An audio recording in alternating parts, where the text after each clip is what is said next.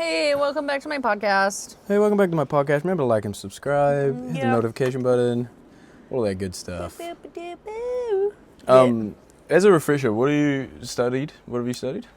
I have just studied a Bachelor of Science Economics and a Bachelor of Arts Psychology, minor in Criminology. I like to say minor in Criminology because I actually think that was really like a big learning for me compared to like the rest of it. To be honest, Bachelor of Science Economics didn't really learn that much except for like a few papers.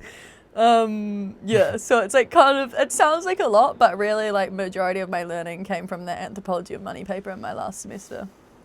And most of the things that really cemented, like changed the way I thought and perceived the world came from my like criminology papers. So. Interesting. Kind of weird, eh? How many years was it? That was 5 years. It was supposed to be 3 because I was initially doing 1 degree. Yeah. And then I did this silly old thing that I always do where I like didn't really plan ahead. And I basically decided that like I'm at university once. I don't really want to have to come back, so I'm just going to do everything that I'm interested in and I want to do while I'm here, not just the things that I have to do. And because I was doing like a double major and a minor at the time, there was a bunch of like required papers that I had to do. So then I did a bunch of these other ones I wasn't required to do, but I found really interesting, like religion, science, and magic. And like... And magic? Yeah, it was really cool. And then, I went to a course advisor because I was like in my 4th year and I was like, holy, I'm still not done. Like, what am I going to do? And she's like, you've got 6 papers counting towards nothing. If you do 2 more, you get another degree. And I was like, I'll do that. Yeah. So then I got another degree and I did 5 years and it all felt worth it. Sweet. Yeah. Well, it's good to hear a story of somebody coming out of university and feeling good about it, because it's not always the case, you know? No, for sure. I think I'm lucky that I kind of like figured out what I wanted to do. Like, I couldn't decide between psycho eco, so I was like, I'll do both. Yeah. And I'm lucky that it worked out for me. And I did like all of my subjects, because I think sometimes you go in with a preconceived notion of what something is, and then you don't like it. It happened to me. I did 1 year, did my fees for a year. Oh, that's truth. What did you do? Music theory. Well, music production theory and composition and all sorts of stuff like that. Was it like you didn't enjoy it because it took the fun of music out of it for you? Or it was too structured? Or? I think there's 2 things that should be said, which is firstly, I was in no state to receive information. I was there to get fucked up. Like I definitely had my goals in my mind, but they were very far from a plan. And I was sort of just coasting and thinking I was going to be able to cruise through it like high school, and that it would come naturally. And then on top of that, then got hit with classes that I was just in there going, what is going on? There was a class called Music Now, and the first thing we started talking about was the Baroque period. Have you ever heard of that? Wait, Music Now, but you're talking about the Baroque period? Yeah. And I was just sitting there, and I was high, I'll admit, you know, but I'm still paying attention, and I was there. And I just couldn't get out of my head.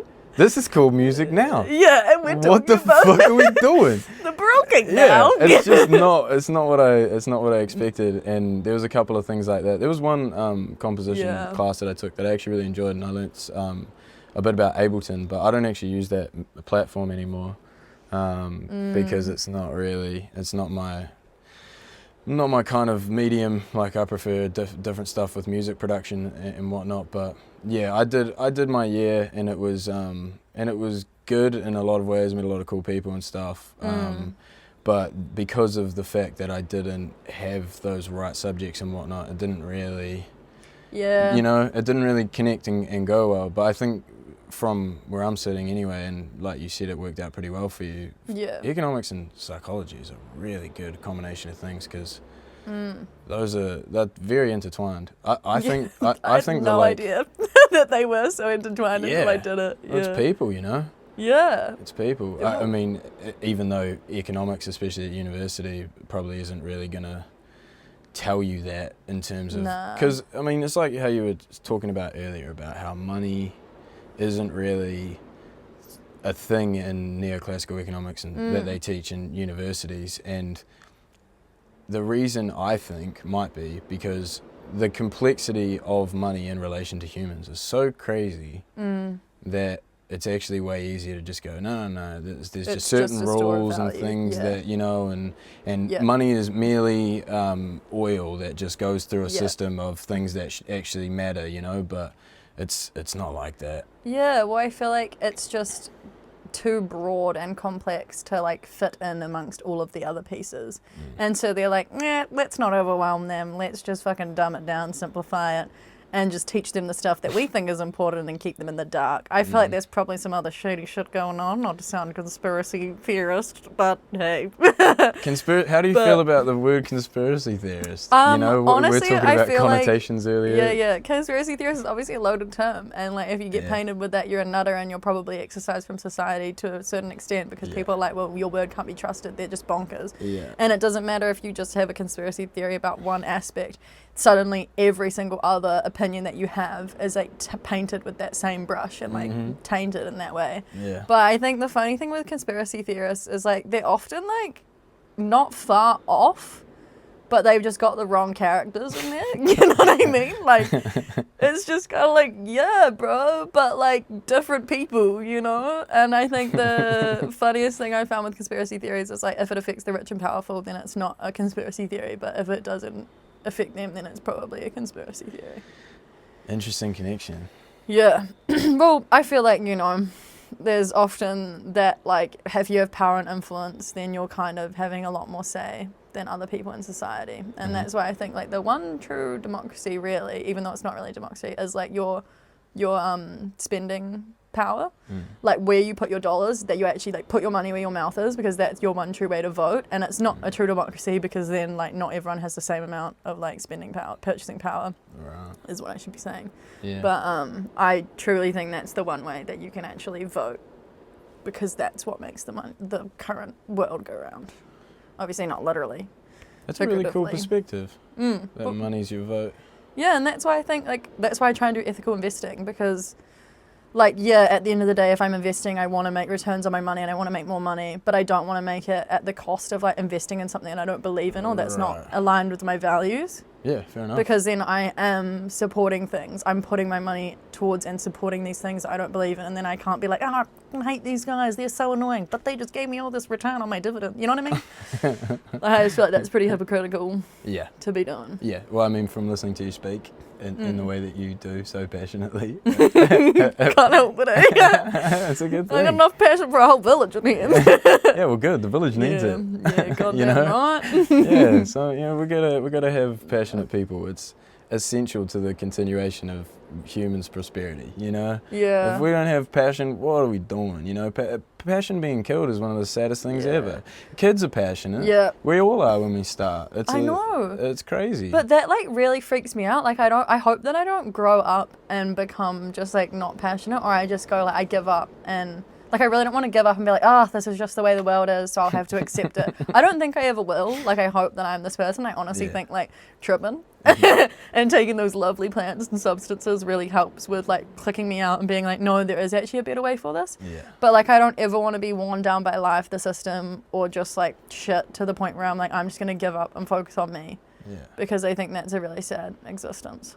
I'm going to focus on me and not give up. Yeah, exactly. You can do both. But, you got to put yourself first as well at the same time, but not just yourself. I think your hope to not be that way is what will ensure that it won't happen. Yeah. And but, yeah. Yeah. I mean, as you grow older, though, your brain starts to, like, use the same pathways because it's like, I don't need to make new connections. I'm just going to ruminate on these. Well, that's the thing about, like, acid and psychedelics. They allow you to, like, create new synaptic... Well, that's the supposed theory. No, it's real. Yeah. It's not a theory. Oh, yeah. Well, that's what they think. Well, like, they think a lot of stuff, and then they're like, well, we don't really know. Like, that is the real funny thing with both of my degrees, is I was like... We actually don't really know that much. Like, there's a whole lot of stuff that we say and we act like it's fact, and then they're like, but at the end of the day, it could be something else entirely. And this was the thing where I was like, I don't believe it. Like, I was like, I got a problem with mathematics. Because there's, like, so many fundamental flaws with it. Yeah. Even though it's, like, the best tool we have for explaining the universe as it stands. There's so many fundamental flaws with it that they're like, the math just, like, shits itself here. Like, it can't figure it out. And I'm like, so... Maybe the maths as well. Yeah. Yeah. Well, that's the thing. I mean, how can you... What was it? Terrence McKenna said... Oh, not Terrence McKenna. Terrence Howard. You do need to listen to his podcast with Joe Rogan. He did a couple. He's a cooker. He's definitely... He's got some interesting thoughts and some very different opinions, and he's an extremely intelligent person by my standards. And he creates a very good argument for why mathematics is flawed fundamentally, and I can't do the full extent of it. But at the start, he says, what does multiplication mean? And it's like, well, to multiply, which means more of something. So what's 0 times 1? And it's like, it's 1. Yeah. Or it's 0, sorry. Yeah, I was like, it's not though. So yeah, 0 times 0 or 0 times 1 or whatever, it's like, it cancels out, and it fully disregards that law of what multiplication is. It's like, that makes no sense. But we accept it because that's just one of those rules. But it's like, is this one of those things where it's specious because it's like sounds compelling, but it's actually factually incorrect? Because there's a whole lot of shit that goes on when you get to really high level mathematics I do not understand. And I've been in some of those higher mathematic classes, and they like start explaining something and the theory of like, it's like the irrational numbers and stuff, and I'm just like, I'm just not going to do this part of the exam, because I'm like, that's just above my pay grade, and I've actually got to apply time and effort into that, which just makes me sound so lazy. No, it's not. But I'm just like, bro, like I just can't with that. It's prioritizing and compartmentalizing. I realized that the example was 1 times 1. That makes way more sense now. Oh yeah, because it's like stays the same, but it doesn't. I slipped on that. But the thing about those, I guess, fundamental questions that challenge the foundation of stuff like math, it's all made up. So there has to be things that are congruent with the natural order and the natural world and how things operate in nature outside of us and the things that we're making up about it in order to calculate it. They need to have a relationship that shows that there's, that shows the proof in it by, we can see this in this, and a lot of science does do that. But I really like your point, and it is kind of funny how you get to a certain point of learning, no matter how far along in humanity that we get, you get to a certain point in learning in university or whatever, and then someone just looks at you and goes, so now you can you just disprove all that if you want. You just go crazy and write your own version of this based on everything that you know, and then we're all going to talk about that and see whether it's the new right or if it's something or if it's a change. It's just that's like, how we do it. We've had so many times like that in history where we've been like, we've got it all figured out, like it's all on lock, and then suddenly we're like, damn, that's actually not at all how it was. Like when religion was like the main uniting factor in society, we were like, the world is like flat. Or like the world, like the Earth is the center of the universe, and like everything else spins around us. And then like Galileo invented the telescope, and he's like, "Bruh, I got something to tell you," and ain't true, And then like everyone's like, "What?" Like the whole world is shook up, and it's like we've been wrong so many times. Yeah. But like it's because we couldn't figure out. We're like, there's no way the world could spin, because like if we did that, if we threw something up, like the world would spin underneath it, and then it would fall back down, and then like we would have moved over here already. This is like genuinely the physics that they would use. It's like if you're on a boat and you threw it up, it would like come back down again. It was really funny. That was my religious science and magic paper. Anyway, I'm doing a terrible job of explaining it, but I think one of my favorite concepts at the moment, or like one that I'm enjoying more and more, is the fact that we just live in an absurdity, and sometimes things just don't make sense, and our brains hate that. Like our brains want there to be meaning. It wants there to be like, this like causes this, but that's like sometimes it's spurious correlation. Sometimes shit just happens at the same time. There's no causal effect. They just happen to happen at the same time or do whatever. And I'm like, I just feel like a lot of the time we're looking for meaning in things that there is actually no meaning in. It's just because we live in this huge expanse with like a lot of stuff moving around, and like we're basically atom soup that like sometimes shit just happens. And it's just like, it's got enough space to happen, so it happens. And we're like, let's figure out why. And it's like, it just does, bro. Atom soup, I like that. Yeah. No, it's good. And it's like, I was watching a video on someone explaining why, like, no shit, if we spray pesticides, like, it poisons the rest of our like environment, because like everything's connected. Just because things seem distinct, we're not actually distinct, because at the end of the day, it is atom soup. Yeah. And so like, if you spray this poisonous thing over here, it's gonna leach everywhere else eventually. Just like if you put cyanide in one side of the bowl, you're not gonna want to eat out of the soup, because it's eventually gonna diffuse through the soup. And I was like, it's true. Say it louder for the people in the back. I think the chaotic aspect of this, whatever this experience is we call life, is fundamental. And I think that your excitement and acceptance of that, what'd you say? Wasn't chaos? Obscurity. Yeah, absurdity, obscurity. Yeah. It's it's funny because it's actually where we started. Yeah. It's not like... Yeah, we were like, yo, this is crazy. Yeah, and you know, we laugh at stuff like the version of physics that people used to have in terms of dropping things and that, but all of those dropping experiments and rolling experiments and stuff like that has, you know, calculated a lot of our understanding of the world, and it's the reason why massive buildings can stand up and stuff. People are so fucking smart to like get to this point. I'm like, yo, it's like, nuts. that's insane that you thought about that and you figured that shit out, you know? Like they looked at stars and they were able to like calculate how big the world was, you know? Like that's insane to me. I would never think about that. I'd be like, yo, that one looks like a dog, you know? Like, that's as far as I'd go. But like, yeah, I feel like the fact that we live in absurdity, it's both terrifying and freeing, but I find it like, I think it's because I'm a nihilist, but like an optimistic nihilist. I love like, that. I know, because people really don't like the fact that there's no meaning, and that's why they search for meaning, and they're like, there must be like a higher power or a God, whereas I'm like, I love that there's not. I personally don't think there is. I haven't seen any evidence of that. I'm open to it. Like, if God came down and shook my hand, I'd be like, true, you're real. I'd be like, yeah. Straight up gangster. But I just like haven't had that experience, so I don't think he's really there, or her, or whatever they are. Fair. So I just feel like I love the fact that there's no meaning to life, and that things just happen because they happen and there's no proper meaning, because I think that's so much better than being like, shit, man, like we're here to do something and we got to do it before we go. Like there's way too much pressure for me. I just want to like enjoy it, get out of it what I can, and give back what I can. And I think that's like the best thing ever to know. I agree. It's a good place to be, because expectations can be really dangerous. Oh yeah. And sometimes we attach ourselves to them for comfort. And as much as I would like to and have in the past, and will continue to in the future, I'm sure, in lots of different ways. Yeah. It's something I've been thinking about a lot lately, is where or how far I set my standard for my expectations. You know, it's okay to have an expectation that I'm going to wake up tomorrow. It's like, if I don't, well, you know, it doesn't really matter, because I didn't wake up tomorrow. Yeah. But, you know, when I do wake up, I'm like, nice, you know, but I don't think about... for example, even just this whole concept of this conversation, I don't anticipate or expect anything to happen or have a need for anything to happen. Even though I do, I try not to, you know what I mean? Because every time that I go down the path of this has to happen, or it's got to, or it's meant to, or try impose anything on it, once that's the foundation of it, it just feels so rocky. I feel super weird about it. It puts way more pressure on me in my day-to-day life, because I feel as though I cannot have enough of the conversation. It's all I can think about. There's no time for rest. But when I flip it on that other side and go, well, actually, Adam Soup, you know, we're all just here in the melting pot. That's such a good fucking concept in like a couple of words. Well, it's I like it. I'm glad you shared it with me. But yeah, because of Adam Soup, I can look at it and go, well, you know, I'm just swimming around in here, so I might as well enjoy that for that, and but not ignore the fact that this is obviously something that I have some sort of desire to do, and that's enough, you know? Well, it doesn't need to be more than that. Yeah, well, it's so good when you're feeling overwhelmed, because honestly, life gets overwhelming all the time, let's be for real. Yeah.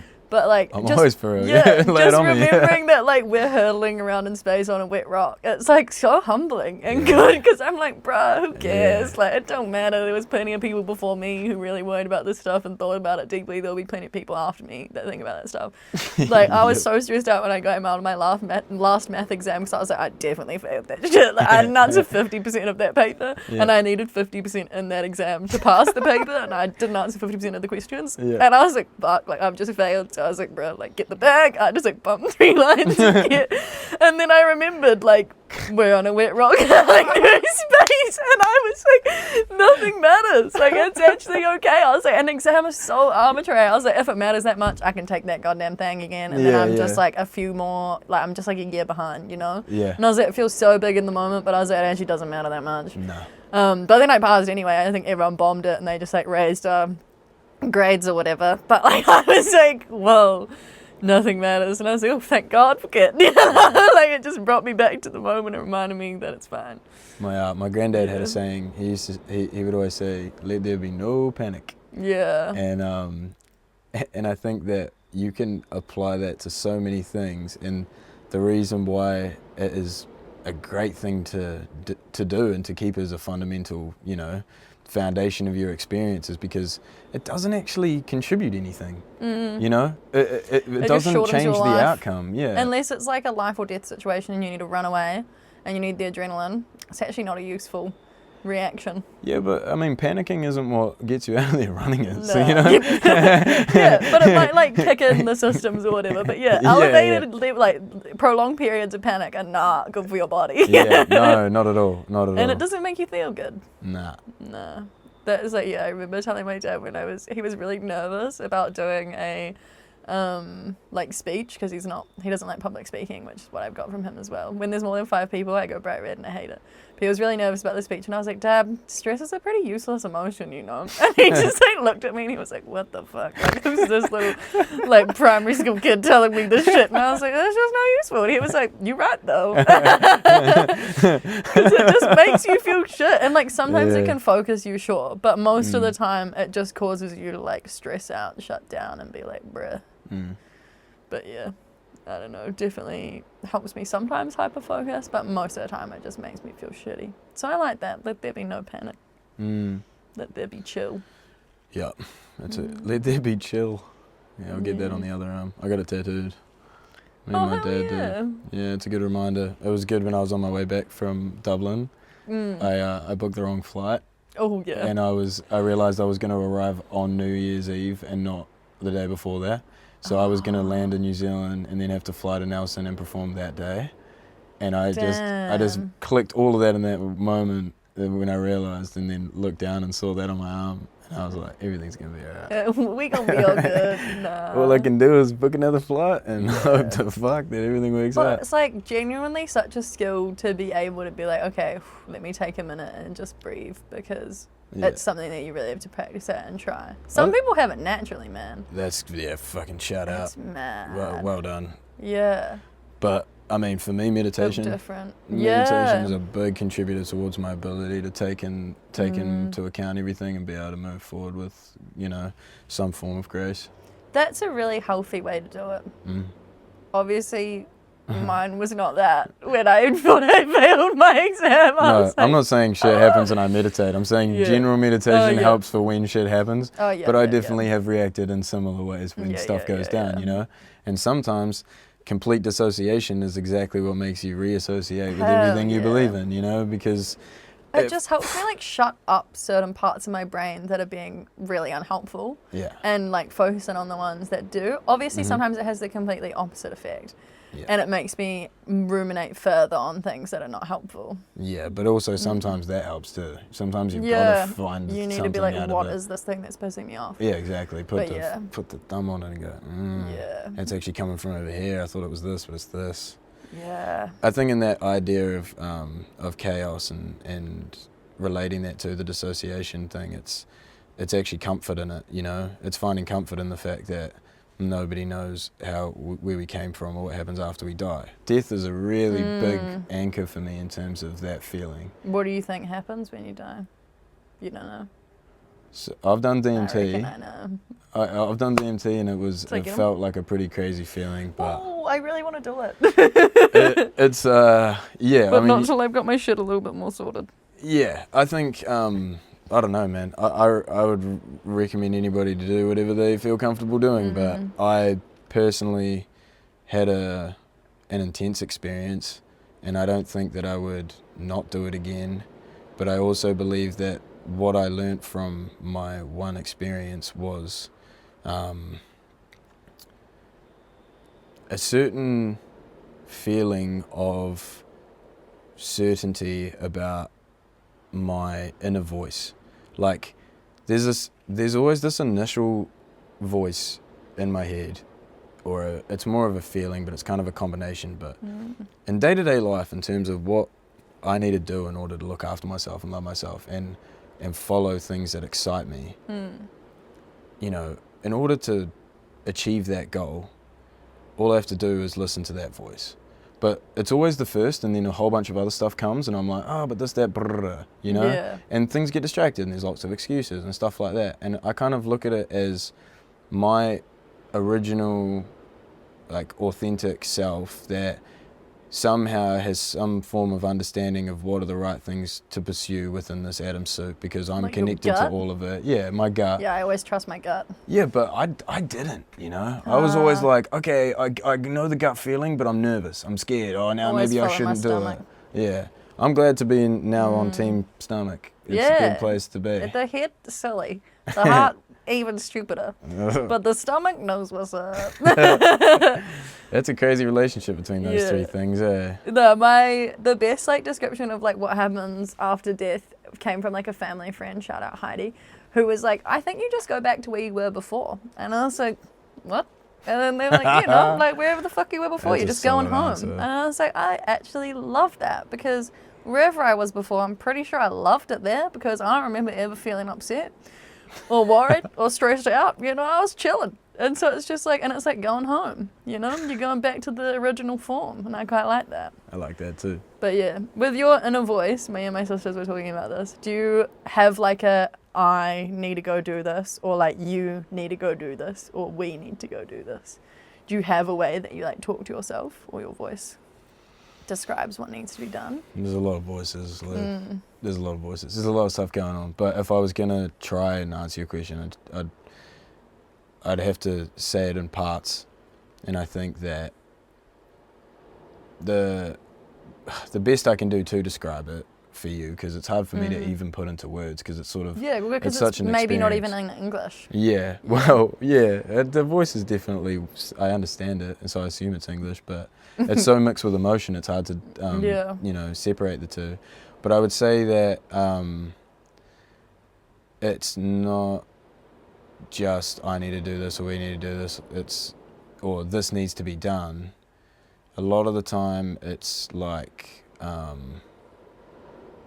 so it would just be shortened, so I would think like teeth, you know, brush teeth, like shower, shower, you know, like food, I need food. This is giving water, like I a need would water. you rather that I gave, which was like, would you rather be able to speak every language or be able to speak to animals? And when people be like, I'd rather speak to animals, I was like, yeah, but like, what is their like language? Is it not just like dog would be like, hey, hey, hey, hey, food, you, human, you know, like they wouldn't actually have like full rote sentences. You don't know though. Yeah. They could. You know, The so dog could be that's what it's eloquent as fuck. giving. It's giving Yeah. that. And I was like, it would be cool to speak to animals, but I feel like you'd be kind of let down with what they're saying. I don't think they'd be like, hey, homie, what's up? How's it hanging? What's been going on today? I just saw a real pretty Sheila over there. both versions have a huge impact on the world, because you become a spokesperson for everybody if you can speak every language, or you have the option to. Or you could just make a lot of money being a translator, or just like doing shit as a you know what I mean? It feels like such a chill use of such a crazy thing. Yeah. He's like, how many languages do you speak? All of them. All of Yeah. them. Like, what do you mean? Like, That'd be crazy. What? All But of you them? could just like mediate so much shit, you know? Exactly. You'd be privy to so many things. But Yep. yeah. But Talking to animals though, right? This is the thing, is that you then you become a spokesperson for the animals, because you know, as much as you might go dog, hey, bark, bark, whatever, which is, you know, let's not talk down on dogs. There could be some fucking clever dogs out there, but assuming that that's the case for them, then you've got stuff like dolphins. You got stuff like orangutans. You got stuff like, you know, there's animals out there that are doing all sorts of different forms of life. And interesting that I actually did a comparative cognition paper, and we were looking into gorillas and stuff learning sign language. Nice. And how the carers at the time were like, these guys smart as hell. They call it the primate pedestal, because like primates are like thought to be, because they're like our closest ancestors or whatever. They're like, these motherfuckers gotta be so smart, you know? And they'd teach them sign language, and they'd be like, look, she's like doing sentences. But what like they realized in a later study with a chimp, which they called Nim Chimpsky, which is a play off Noam Chomsky, who's like some fucking linguistics dude, I think. I don't actually know. I could be so wrong on that. Yeah. But they realized that like the gorillas were just signing the same things back to the experimenters in different orders. Like it would be like, you orange me, eat me, you. You know what I mean? Because like this, the experimenter would be like, do you like, you want to eat this orange, or whatever, and they taught them like certain things. So it was like, it's basically people reaching for their intelligence, because there's a simply explanation that they don't actually understand what they're saying. They're just like, this is going to give me the orange, so I'm just going to keep doing this in whatever configuration until I get it. But then like at the same time, it's like, just because there's a simpler explanation doesn't mean that it is the better explanation, and they actually understand what they're doing, and they're just like, bro, how many times do I have to sign this before you give me the fucking orange? Yeah. You know? Yeah. I don't know. But yeah, dolphins and like whales have more convoluted brains than us, and they apparently have more emotions than us. So I definitely think they would be interesting to yarn to. And like they're communicating via song, which is crazy. There you go. So yeah.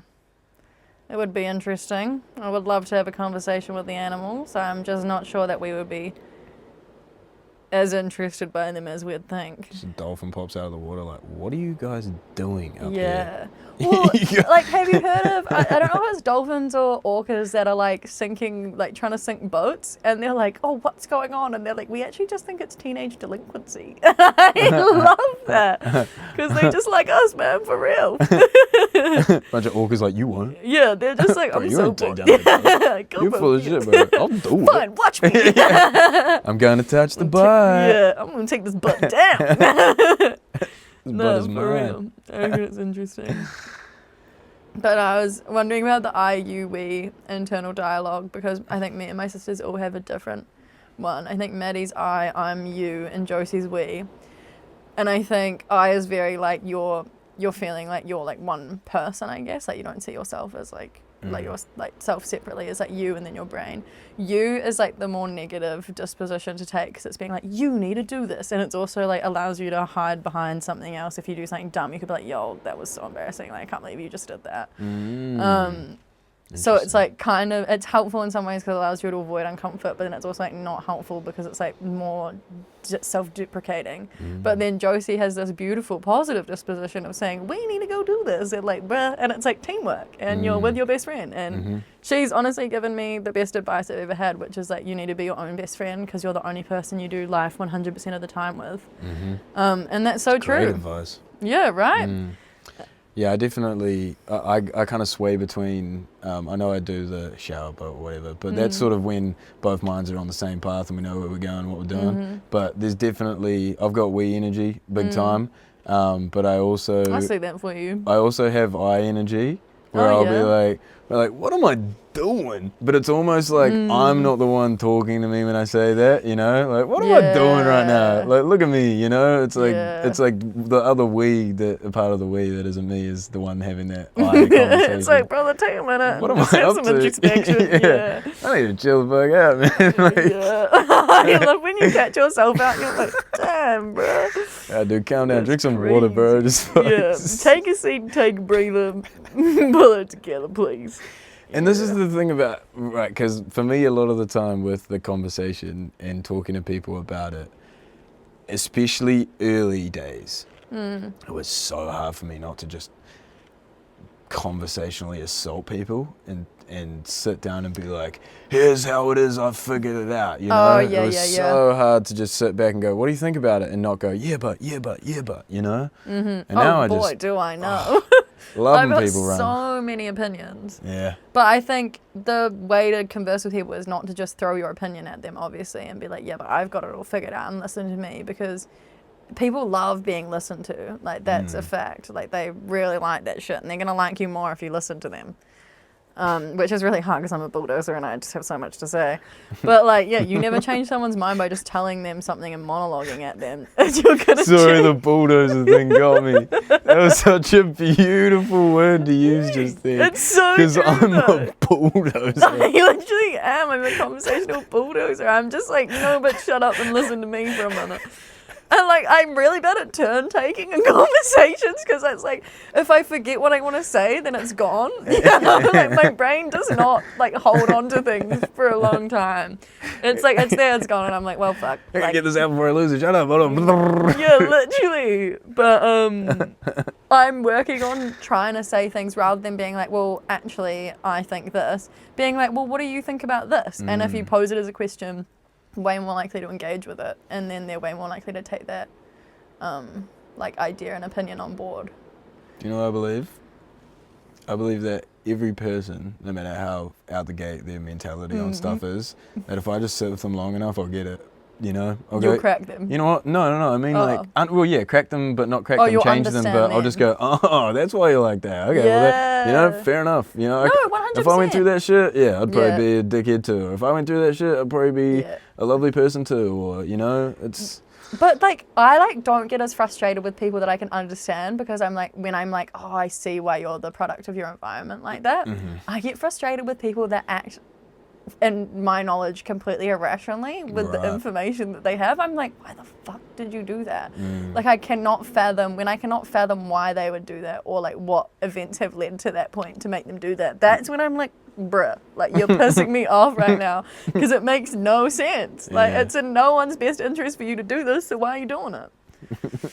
But, like, someone could do something heinous, but if I'm like, well, I could, like, map out the steps of how they did it, I'd be like, I get it. And I'm kind of like, It's like... Yeah, he failed as a painter, you know, the economy was going down. Yeah. You know? Literally.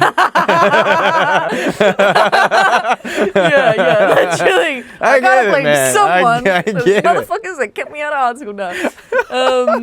No, for real. But like, no, it's like, you're like, genuinely, I love true crime, and that's why I took criminology at university, is because I thought I was going to do true crime. It worked out. It worked out. I did start because I wanted to understand my brain, and I was like, why the fuck do I think like this? Like, this shit ain't normal. And then I realized that it low-key is pretty normal, and everyone's just kind of fucked up. What do you mean by that? How does your brain work in terms of criminology? Criminology, I was like, I just want to do true crime. Like, I just literally wanted to learn about, like, psychopaths and stuff. And that is not what we did. I learned about psychopaths in psych, to be honest. But, like, I did some things in crim. But, like, the thing of, like, basically, we would look at, like, do psychopaths actually have the chance to not be a psychopath?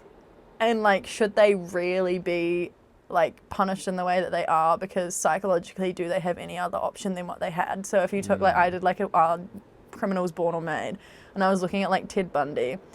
And, like, he had a series of events in his life that kind of, like, led him to where he was. I think he was, like, made because he had some genetic dispositions to it, which is, like, an inability to, like, control your anger and, like, impulsivity. But then he also had abuse and, like, adverse childhood events that led him to kind of, like, those things to be, like, kind of, like, triggered and, like, worsened. Whereas there's other people that have the same genetic disposition to him, including, like, this neuroscientist that I was looking into who was, like, saying that if you have this genetic makeup and you have this brain, then you're a psychopath and you should be taken out of society and locked up because it's only a matter of time before you offend. But then he, like, did a bunch of brain scans of, like, criminal offenders and normal people, and then he was like, yo, this person has a brain of a psychopath, who's this? And it was his brain scan. But because he had had a really loving family and, like, upbringing, he didn't have those, like, tendencies to do that. Like, he hadn't been kind of, like, activated as, like, a violent criminal. But then you have someone like Jeffrey Dahmer, who he was so desperately lonely that he just wanted someone to stay with him. So he was drilling holes into people's heads because he just didn't want them to leave him. Like, I think he's someone that, like, he was psychologically incapable of making any other decision. And so in some ways I'm like, terrible man, definitely shouldn't be in society. But at the end of the day, like, I have more sympathy for him than I do for, like, Ted Bundy or, like, who's that clown killer? That fucking... I don't know. His name's, like, John something, I think. I don't know. But he, Krasinski? like... No. He was, like, a dude who, like, would recruit young boys to work for him, and then he'd, like, murder them and, like, torture them and shit. And he would, like... he got arrested once and, like, talked his way out of prison and said that he was a stand-up guy. Like, he was just evil through and through, and he 100% knew about it. Whereas I think Jeffrey Dahmer was, like, someone who did some horrific things, but he just didn't actually understand it. And once he was, like, kind of brought in, he was like, yeah, like, I did it, and, like, said all that stuff. But, well, that's part of the chaos, because as much as we can sit here and talk about what could be good for the world and what is going on and all of that, those outliers, those uncalculable things where a person just is that way or becomes that way because of where they are in the atom, so they just bump into the wrong shit. Yeah, and it's like the wiring that they have up there. We like, can't control it. Some people's amygdalas are just, like, less regulated than other people's. That's your, like, fear, reward, anger center. Okay. So sometimes people are just, like, unable to understand that, like, they could be, like, they're just not afraid of, like, getting arrested or facing that kind of, like, social alienation if they do something bad. so they're just like less capable of resisting those urges kind of thing. But yeah, sometimes shit just happens, and I'm like, at some point I feel like you can't put it down to like sometimes it's not personal choice. Like when we were doing alcohol harm reduction work in Dunedin, the supermarket lawyers would be like, well, it's these students' personal choices to go and buy this much alcohol and get that drunk and do that harm to themselves. And it's like, well, no, because we've literally got in the local alcohol policy that students are a vulnerable population. They're more likely to drink dangerously because they're literally like big kids that have just left home for the first time. They've never ever had to make like healthy choices before, so we can't expect them to start making healthy choices now. Like it's just completely unreasonable for us to think like, it's their choice, so their problem. And it's like the thing that alcohol companies rely on, because they're like, we want to peddle this to this, like we want to peddle our like literal class A toxin to these like vulnerable students because they're gonna buy so much of it. Like they rely on us being like using that personal choice argument rather than us being like, hey, maybe let's just assume that they're gonna be dumbasses and create an environment where they can safely be dumbasses. And it's just fucking annoying. It seems like we don't really account for people's wiring or environments as much as we should. Right.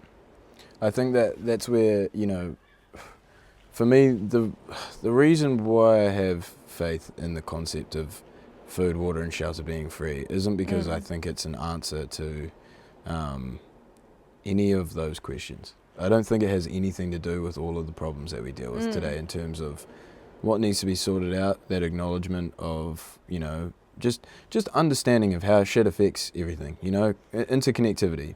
Yeah. But even though all of those things, we can spend the rest of our lives trying to figure all the balance of all of that stuff out. Yeah. These are the three, like the minimalist that we can do at this point, but also the most we can do at this point. I feel like it's an indirect answer to those problems though.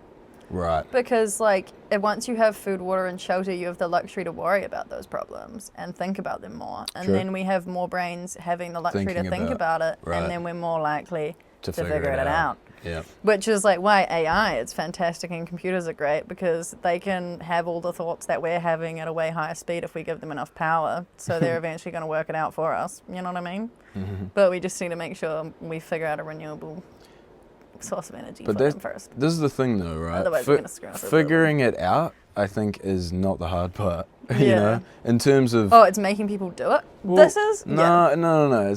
Making people do it is one way to word it, but I don't think that's it either. We've tried making people do it in the past, and it's not pretty. You can't make people do something that they don't want people to. are people are just water, you can't bouncing make those off. motherfuckers drink. Exactly. So all I'm saying is make sure all the horses have water. And if they want to drink, it's up to them, you know. At least past that point, people like horses can't be walking around going, nobody's even offered me water. It's like, well, here it is, and they're like, I don't want.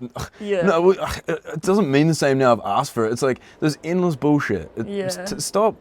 If we provide these things, then there's no more excuses for like, I don't have. What do you mean, bro? You've got everything you need to not fuck it up. Like, if you want to fuck it up, go hard, but don't be mad at me for it, man. Like, I fucking tried. I gave you the water, bro. Yeah. Nah, this is another spot where me and Josie's like dispositions really differed, because we were talking about how like it's crazy that we have pretty much all the answers and solutions to pretty much all of the problems that we have. Like the evidence and like solutions are literally right there, but we're just not doing them.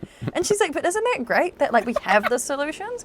And like, it's not something that we've got to figure out. And I was like, I think that's so much worse, because we have the solutions. We're just choosing to stick our heads in the sand and not fucking do it. Yeah, that's an educated population question though. That comes down to how many people have seen the solution, you know? But no, it's like people see the solution, they're like, too hard basket, you know? They're just like, meh, that's not going to go down well with my neighbor, so I'm not going to do it, you know? Like, I think the way that things are for me is a testament to human resolve. And I know that sounds stupid, but I mean it in the way of there is some sort of beauty to the fact that we allow ourselves to live the way we live and just keep going. We just keep going. So many people are in the worst situations, and people that are in good situations that, financially or whatever, have then their own version of problems that they're dealing with that they keep going with. It's it's really cool that people do that, but I think that it's similar to having an all right job, you know? It's not, you're not going to leave because it's all right, you know? You get some stuff, it's good, you get by, but it's not great. You don't love it, but it's not as bad as not having a job. It's not as bad as working at a place you hate. And I think that the trouble is we don't hate this enough. We hate it a lot. Some people hate it more than other people. But for the most part, I think people are going, this is what I deserve. You know, this is what I can put up with. This is what I can tolerate. Any more than this, and I'll put my foot down. But this is right where I'm going to... And then they land, wherever they land in the spectrum, you know? I also think it's because people just haven't considered an alternative. And they haven't, like, actually thought, maybe we could do this differently. Like, there's just, like, so many people that genuinely have not interrogated a single thing in their life. Like, this is like, they've just accepted everything that's come their way, and they've been like, yep, that's how it is. Like, that's life. Yeah. That's what all the people say. Like, for real, they're just like, facts, bruh, it's truth. And they haven't thought, like, maybe we could do this better, or maybe I could be better off, because they have enough, like, instant gratification and, like, dopamine hits from whatever they have. That's the end of the conversation for them. Yeah, they're just like, why bother thinking about it? Because then they run into something uncomfortable and they're like, I don't want to deal with that. I just got off work, I want to chill, you know? I feel as though you're probably similar to me in the way that my own individual pursuit for that led me to making myself make myself have as good of a relationship with myself as I possibly can, like Josie says, you know. And the more that I do that, the more that I enjoy this journey of trying to just do my part for the sake of it, rather than sort of earlier when it was, I don't know, it felt like there was more pressure. It felt like it was scary if I didn't figure it all out, but tidying my own sort of corner of this mess has made me feel a little bit more comfortable with when I go outside. I know I can come back to my tidy corner and go, okay, well, over here, you know, I'm doing what I can. I'm being kind to people, and I'm living a life that's, you know, sort of fitting with my values and stuff. And now when I go out there into the chaos, I can kind of feel a little bit like I have a piece of something to hold on to, a bit of order that can, you know, help me through it. Yeah, I don't know. I feel like I've only started prioritizing myself in the last couple of years after Josie told me that. And I was like, oh my God, you're so right.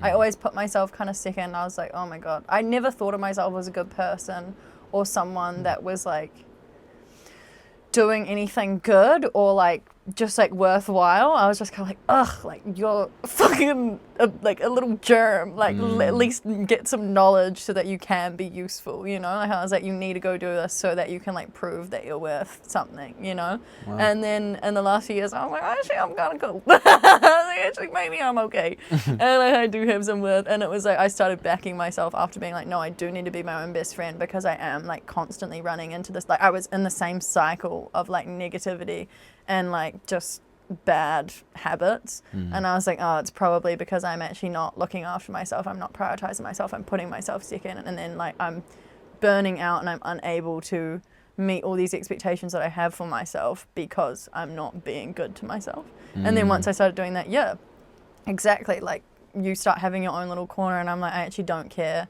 what other people think. I don't like care about all this other stuff that's like completely arbitrary. I've got my own back, and that's like, it's easier to go out into the world, which is fucking freaky and weird a lot of the time.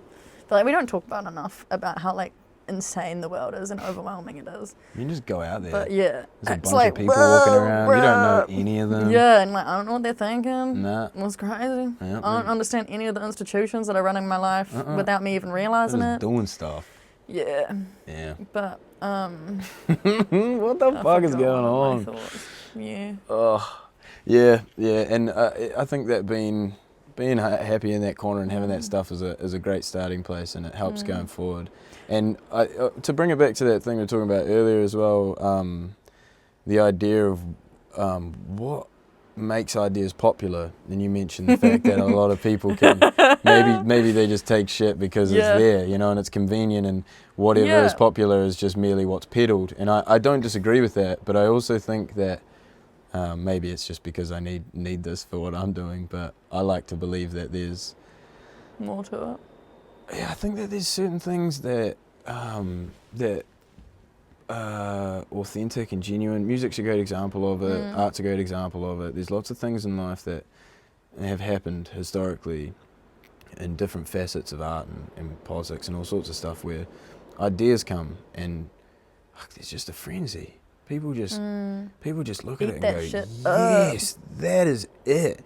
And if there's a way to breaking the code of figuring out what that is for people, I hope nobody ever figures it out, because that's dangerous information. But I really like the idea of it just being something that's within us, something that we all have this weird compass of attraction towards things that make us feel like, yes. Well, when someone can express the human experience in a way that's completely abstract through music or art, that's really cool. I don't know how you do it, but it's sick. It's dope. But I think things become mainstream because most people are conformists. I feel like they want to conform, they want to belong. Yeah. They don't want to stick out, you know? Like, they're afraid of that. And it's like most people, like, they follow, like, fashion trends because they're like, oh, I want to be, like, wearing what everyone else is wearing. I want to be listening to what everyone else is wearing. I want to eat what everyone else is wearing. I want to drive the car that everyone else is driving. I want to have the phone everyone else is driving. Yeah. And I'm like, it's a really sad existence I am on. In my opinion, lame. But it's like being a part of the village. Yeah, you want to make sure and it's like included. It's nice to belong to a community, but I realized that I've never been a conformer, and that's been a lot of where my problems have come from, because I can't fucking conform no matter how hard I try. It's a fucking great quality. Now I'm really glad that I'm not a conformer, because I'm like, and now that I'm happy in my own skin, I'm even more happy to be a non-conformer, because I get to take a step back and realize y'all are playing this silly little game with arbitrary rules that actually don't matter. Yeah. And one day, maybe never, but hopefully one day, hopefully not on your deathbed because that would suck, you're going to realize that this little game didn't bloody matter, and I just played these silly little rules for no reason, and you like compromise so much of yourself to be something that you don't have to be, because you can just be you, and that's okay. But I think it's really sad how many people don't realize that it's just okay to chill and be them. Yep. Like, it is. Yeah. But that's the thing, is everyone gets there at whatever point they get there.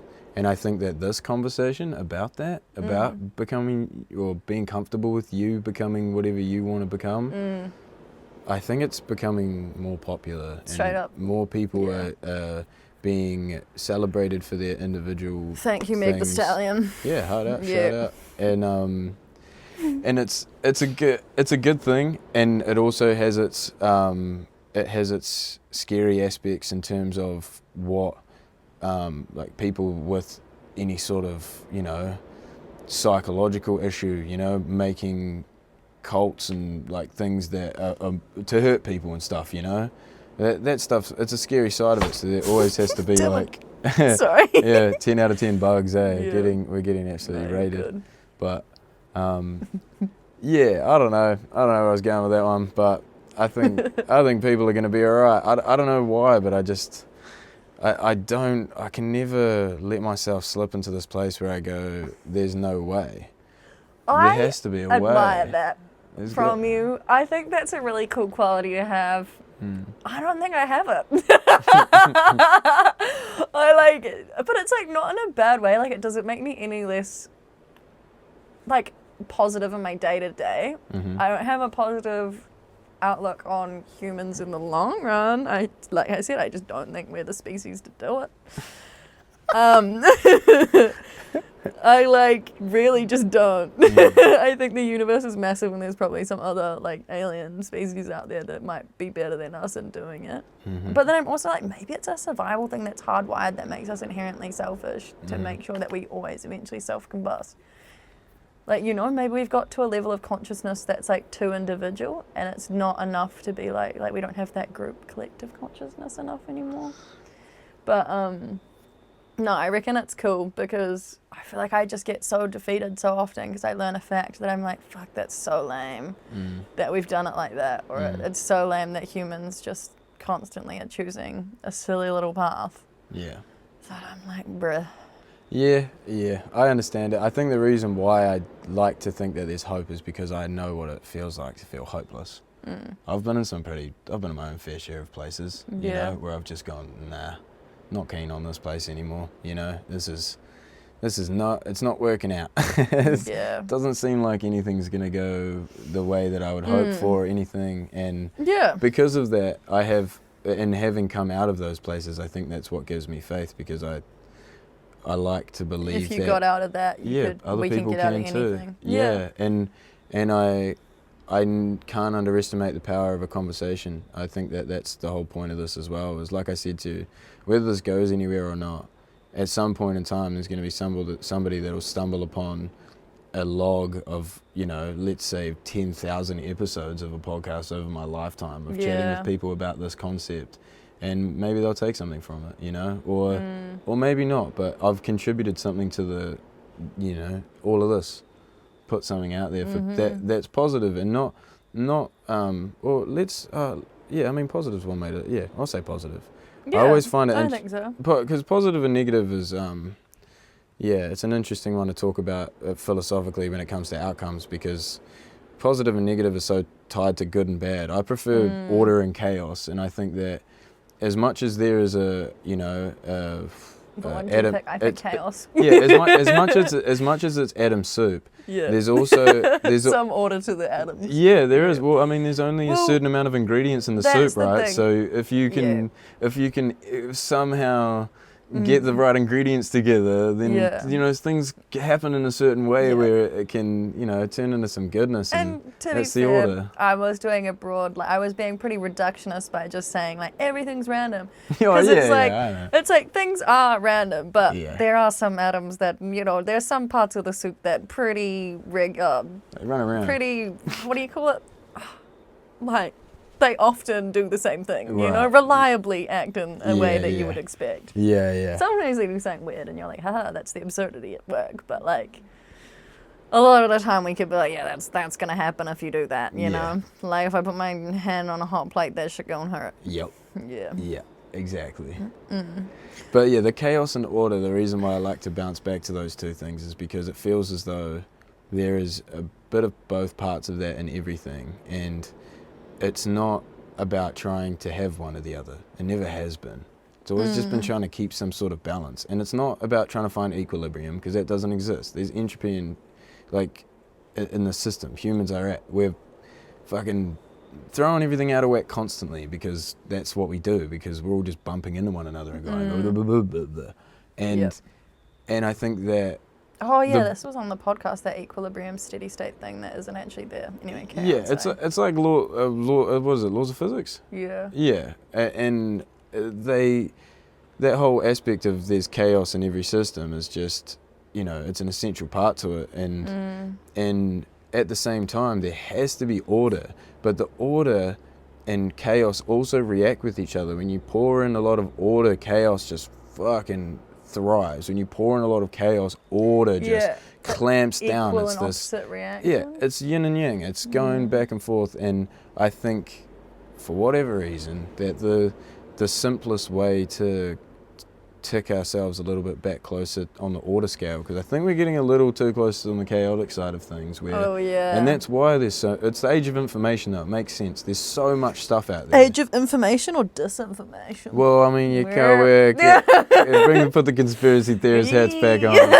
But the tinfoil. But at the end of the day, it's all information, whether it's true or whether it's not. Even true information is only ever as true as who believes in it. And I think that if you can take away the the direness of chaos, if chaos takes over, we're fucked. It's like, well, what if we just have a solid order that actually lets chaos run wild, Because it's not, and it might turn to shit, but it could turn to shit anyway. So let's at least facilitate a good experience. What really frustrates me is people are like, no, that would never work, that idea that's never been tested. And yet we continuously do the same ideas that we know don't work, like law and order, tough on crime. Give me a point in history where that has ever actually succeeded in decreasing the crime rate. Yeah. Criminalize that. Prohibition. Yeah. Again, when has that ever fucking worked? Yeah. And yet we constantly go back to these silly little rhetorics that have been tried and tested and failed miserably every time. But when someone comes up with an alternative that we've never tried before and is sounding kind of promising, but it's a bit scary because it's different, they're like, nope, could never work, couldn't even try it. And I'm like, bruh, what is the harm in trying? Because we're all pretty unhappy with the way things are now. So, you know, how much worse can it get? Touch wood. Yeah, it can get a lot worse. Yeah, exactly. But like, you know, I'm just kind of like, we know that the thing but we're it can doing also isn't get a lot working. better, you know? Exactly. Yeah. And you literally don't know until you try. Sorry if it goes really badly and I'm completely wrong about everything, but so this at is least we where tried. this is where you and I think are going to land in a really beautiful place around trying, right? Because you can't try everywhere all at once, because that's where it gets real ugly. But if you try somewhere small, maybe a little island with 5 million people, you know, you just go, hey, what if we, you know, take all these natural resources that we've got, create a system that's sustainable and recycles itself and feeds itself, shelters itself and waters itself, and then go from there. What if we just do that? Yeah, and then, facts. But it's like, it's not like it hasn't happened before. Like, this is the thing that really buzzes me out, is like, before like market society that we have now, we had these societies that were self-sustaining and running really well.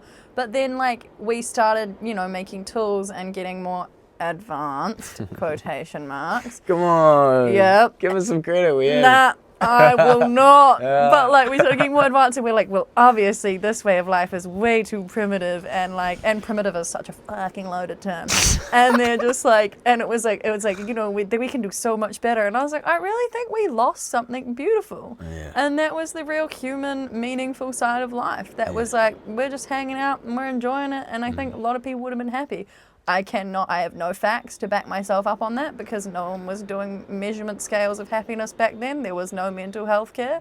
You know, like we can't get the amounts of people admitting themselves for like mental health appointments because there were none. Yeah. But like, we kind of just like latched on to this whole thing of like, oh, we need to have like the most gold or like the most medals and pretty things, and then we need to be producing the most. And we just got caught up in this race to like it's a pissing contest essentially.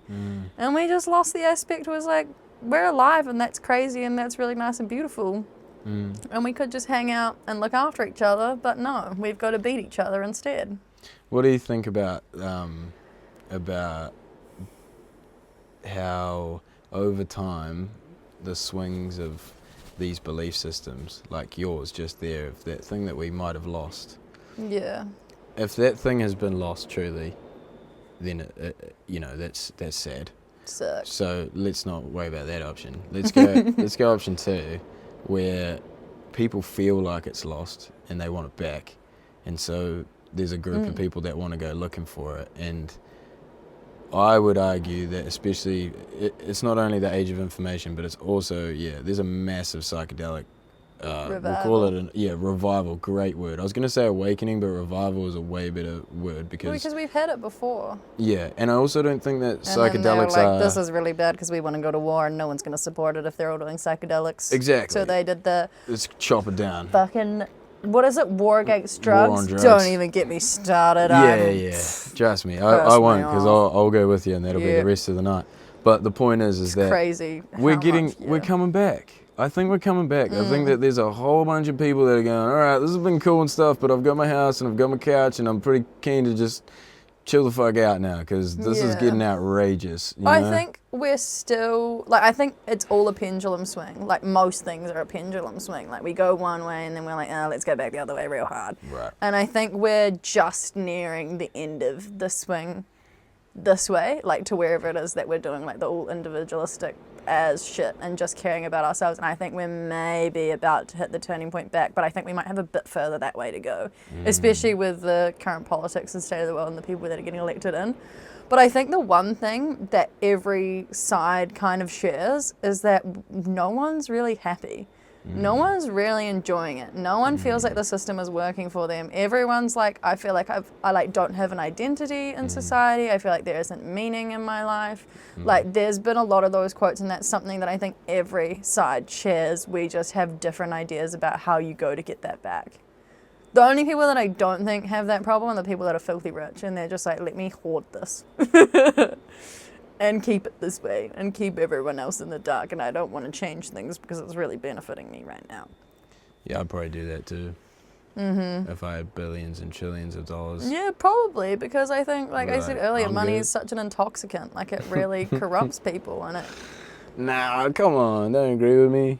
It's true. I could be a good guy about it. Who knows? Maybe I'll be real cool. But it depends.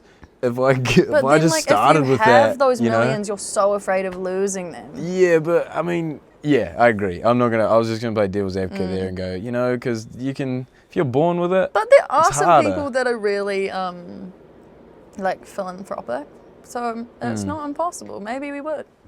I like how you said it earlier that the good things that people do balance out the marching of capitalism in a lot of ways. Oh yeah, the double movement is what it's called.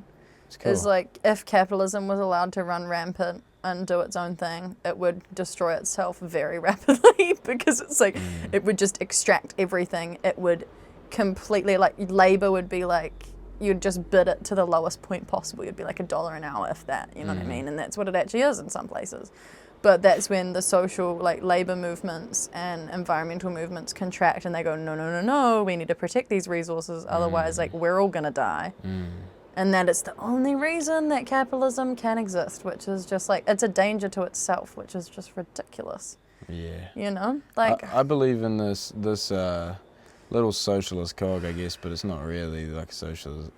Socialism, communism, great on paper, terrible in execution. But that's the thing, is that if we were to, become prime ministers of this country at some point and make some calls and set it up in the way of having those things for free, there is a bit of a socialist tinge to that. 100%. But it's because I've in my mind I've kind of tried to not demonize or undemonize capitalism, and as the root machine cause of it is. so many problems. I see it as a political structure, or whatever you want to call it, or an economical structure that represents a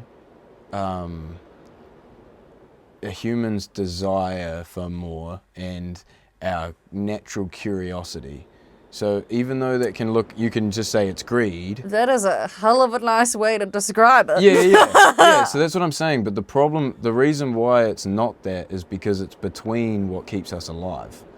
If it's not between what keeps us alive, then all it is a bunch of people running around trying to get the most out of everything, and a bunch of people running around making sure that people don't take all of it. Yeah. Which isn't actually a bad thing. It's just I just think it's sad the way that it's been, like, violently imposed on most people without choice, you know? Like, I just feel like that's kind of lame because we had other systems. Yeah. There were other systems that were working perfectly fine and we're doing a great job, and then these fucking cunts just came along and were like, actually, my way's better, so we're going to do it this way now, and you're going to have to do it because I have a gun, literal gun to your head, you know? Like, if I can't pay you to leave, I'll just take you out of the equation, and that's the end of that. But yeah, I get what you mean, and that's why it's like, I think things like the jobs where you, like, quantify parts of life that capitalism should care about but doesn't currently because there's no monetary value assigned to it is perhaps the way forward, because I don't think there's any way we can stop using capitalism now because it's so ingrained in society and ideology now. It's like rooted itself in people's brains, and it's just been like, you must subscribe to this. Like, it's like a little silent killer that you don't even know is there, you know?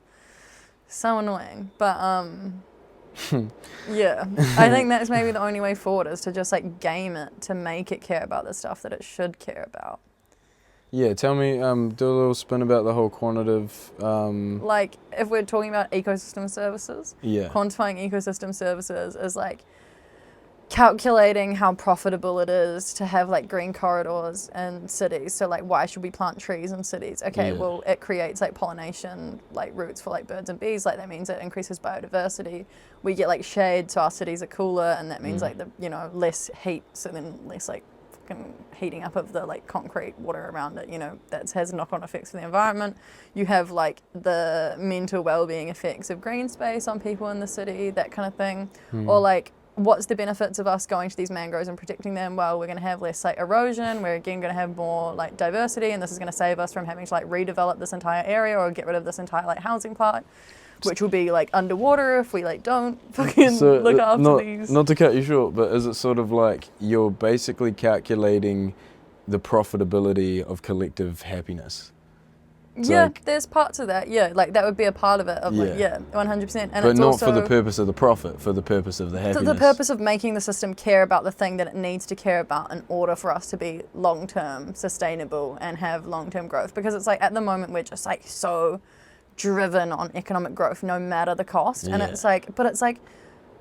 I hate it that we just say economic growth because we need to say that it's short-term economic growth. Mm-hmm. We're only worried about like the next quarter. You know what I mean? Because then we can be like, look at these fucking numbers that my party pulled up. They're lit. You know what I mean? Keep going up. But then it's like, what about the knock-on effects that are going to happen like 5, 10, 20, 100 years from now? Like we're going to run ourselves into the ground from which like into a hole that no one can dig us out of. You know? And it's like, maybe stop caring about short-term economic growth. Let's start caring about long-term economic growth. Or even like, not even growth, just like stability, bruh. Like, let's just try and keep things going for as long as possible. Because we're just like racing. It's like, I feel like we're like racing each other to the bottom of a vodka bottle. You know what I mean? Like, it's just like we're trying to get there so quickly and it's so damaging on the way. Rather than just like sipping and trying to make it last and being like, we could have so many good nights out on this bottle. We're like, let's get fucking hammered. And our body's gonna suck. We don't have enough potatoes to make enough vodka to keep up with how much you're drinking, bro. You need to fucking chill out. Yeah. And it's like the amount of harm we're doing to our bodies and the shit around us as we're fucking dying from this alcohol poisoning. It's crazy. Like, it's crazy. We could have like years of like good nights out on these fucking bottles, but we're like, let's make it a fucking month-long bender. That's the best analogy. Yeah, well. It's like, it's so like, I feel like analogies are a really good way. Such a good way of communicating ideas. That's something that so good. Is like really integral to magic and my religion, science and magic paper. I really wanted to ask about magic. I'm so glad you brought this back up. Analogy is like a really big magical concept. Okay. It was something, actually, can I take a pee break? Yeah, hell yeah. Good timing. Hell yeah. Yeah, no, honestly, one of my favourite papers, that and the Anthropology of Money paper were the best things I did at uni, for sure. So tell me about magic. Magic, okay, completely different to what we call magic nowadays. Yeah. Back in the day, it was like very much like kind of respected in a way. And like people did do it. Like it wasn't like laughable to be like, I like do magic stuff. But like the ways of interpreting it, writing it, or like doing it were really linked to like analogy or like reading between the lines or I can't remember the word for it, but it's basically just being like, this looks like this. So like sunflowers were thought to be good for your heart because a sunflower has like that like kind of thing around it which looks like the sun or whatever. It looks like a lion's mane, but like looks like the sun. And then like the sun and a lion's mane are like associated with the heart. So it was like thought to be like good for heart health because those things are like, so allegory. Okay. That's what it is. It's like when things are like linked to each other. That's how you could figure out, like that was supposedly magic that like linked those things together. And like using allegory and analogy, you could figure out like what was good. I kind of think of it as like a lot of what it used to be is now kind of taken up by like modern day psychology and like well-being practices. And that's pretty much what it is it's like kind of just being like in tune with certain things about the natural world or your body or yourself, like allowed people to kind of like feel better or like do stuff that was maybe not possible, I guess, otherwise. Like, it's kind of interesting because I think it's kind of, like, back in the day, it was kind of just describing that kind of, like, special oomph of life. Yeah. Do you know what I mean? Yeah. Like, it's kind of weird, but it was, like, when you're, like, looking after yourself through self-care and whatnot, and you have this little oomph, like, you feel better, and it feels magic, you know? Yeah. And it's so dumb because you're just like, we make it to be this, like, big mystical thing nowadays, and it's, like, it's actually pretty chill back in the day, bruh. But yeah, they use... Oh shit, that's not what I was expecting you to say. I know, like it was like, they did this thing that was called like path working and like they'd do little rituals together and it was very like community building. So like you felt like, oh, I've got this little community. And then you do like a path working thing where you like visualize something and it's very much just a guided visualization which we now use to like treat anxiety. Buzzy, hey, like so bizarre. So yeah. Shit. But then, like, they had other stuff that was, like, the way you wrote something. Like, you had to, like, look for, like, the read between the lines and, like, see what the message was. And I think a lot of the time people were just talking shit. But there was this whole thing about, like, beauty as well. And I think beauty came into it and, like, being able to, like, influence people was thought to be tied to, like, magic. And if you were, like, beautiful or, like, you had... like something about you that was like they thought it was like magical that you were able to do that, you kind of like captivated someone and that was like credited to be like magic. But like beauty has like a massive thing about it because it's captivating. I can't describe it, I'm never going to do it justice, but in like the study of magic, beauty is like this massive thing because it's like an intoxicant. Can't like how money's an intoxicant, but it's like intoxicating. It makes people do silly things. Like there's no reason for us to make things beautiful other than we just like it, you know? And it's like back in the day when people were making like spears, they would like make them symmetrical even though there was no real need for them to do that. They were like, I just like how it looks, you know? Like what drives people to do that? Nothing. They don't need to spend that extra energy carving those last little bits. They just do it because they should. But yeah, it kind of like sat in this realm between science and religion because it is a lot of faith. It is also, I think, we didn't learn about this, but I think personally you could probably put placebo into magic. I think it fits the like criteria of it where it's like, it's not a hard science magic, but it's something that's like kind of when you put your belief or you do these rituals, it does have this positive effect. And like there'd be things where there was like different stages of the year were linked to like different lunar events, and so they would say like these stones are linked to these like stars or times of year, so if you use them at this time like it's going to be stronger and more potent. But I feel like that's when placebo would come in, and placebo is massive. Like I genuinely think Delulu is the Swalulu because placebo is real and boy is it strong. So like I think that was kind of the mechanism at play creating this magic for them. But yeah, that was pretty cool. I'm picking up what you're putting down, and I think... I'm glad you are, because it's so hard to explain sometimes. That was really good. You did a good job of it, and I think it's a beautiful way to perceive magic.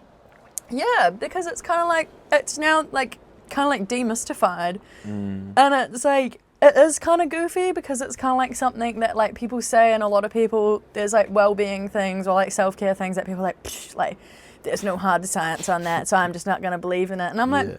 The power comes from you just believing in it and just doing it. Like that's where the like shit comes from. Yeah, that's literally the magic. You just gotta believe in it, baby. And that's why it kind of sits between religion and science. But then, because there was no kind of like church of magic, and like it kind of threatened. It probably was. I think the other churches burned it down. Yeah, exactly. But it threatened both like science and religion, and so they were like fuck you, and then it got pushed underground, and now it's kind of resurfaced as Wicca, which is a bit different, but I have faith in magic, and that kind of magic especially. I think that's, if I was going to call something magic, it would be that. I think that's why I was so taken back by the way you described it. And I way prefer that, because I'm like, I like do psychology, but I'd way rather be a magic practitioner. Yeah. What do you do? I'm a magician. Yeah. And like, I think it is true. Like, there are some people that just have that magic and they captivate you and they're able to more like influence you because of that. And like, you can't really put it down to anything other than they just have that oomph. Yeah. I like a bit of oomph. Yeah. A little oomph, a little zhuzh. Bit of sprank. But analogy and allegory are like the main tools for analyzing. It was specifically heretic. Yeah. Heretic, is it? No, that's heretics. Heresy? That's heresy that I'm thinking about. No, there's I can't remember the branch of magic that I was looking into. It was like to do with Neoplatonism. And it was an H word, but I can't remember what it is now. But yeah, that was like the main tools of understanding that magic from their manuscripts was analogy and allegory. And that's where the idea of the microcosm, macrocosm comes in as well. Which is crazy. It was really hard to explain, but yeah. Well, it's good to know that there's still magic in some part of it in the world.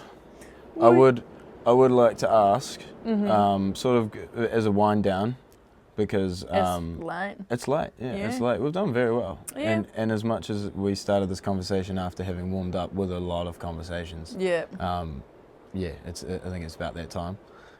So as an optimistic nihilist, narcissist, almost that too, a little bit of that. Gotta be. Give me your most optimistic view. Give me some of that good stuff to Okay.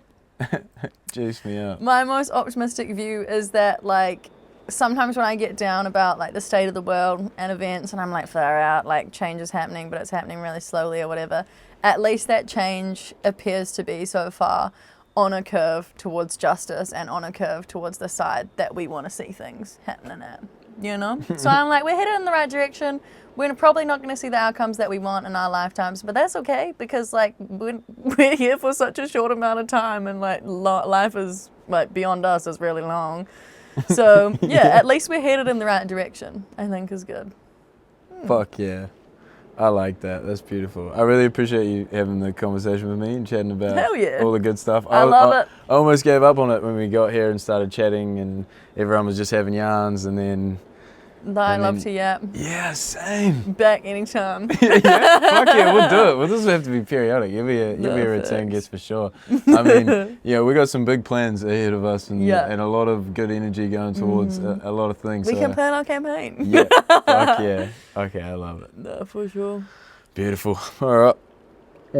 Hell yeah. Well, that's that then. Whip whip. Fuck yeah. Covered all the topics.